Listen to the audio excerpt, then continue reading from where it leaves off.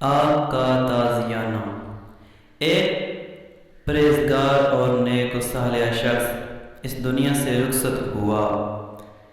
جب اس کو قبر میں لٹا دیا تو عالم برزخ میں منکر و نکیر اس کے پاس آئے۔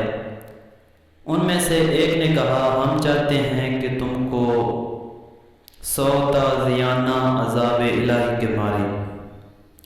اس صالح مرد نے کہا، مجھ میں ان تازیانوں کو برداشت کرنے کی طاقت نہیں ہے۔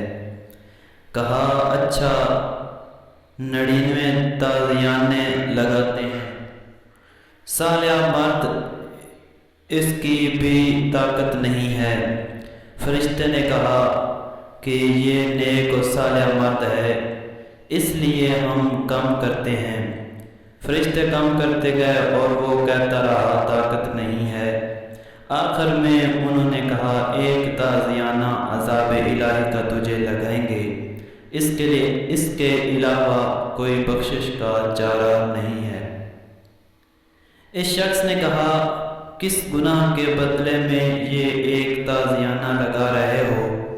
منکر و نکیر نے جواب دیتے ہوئے کہا، تم نے ایک روز بغیر وضو کے نماز پڑھی تھی، ایک ہی تازیانہ لگایا تھا، اس کی قبر آگ سے بھڑک گئی۔ جو لوگ بالکل نماز نہیں پڑھتے ان کا نہ جانے کیا ہوگا۔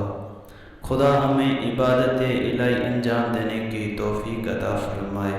اگر یہ واقعہ اچھا لگا تو ہمارے چینل کو سبسکرائب ضرور کریں۔ والسلام علیکم ورحمۃ اللہ وبرکاتہ۔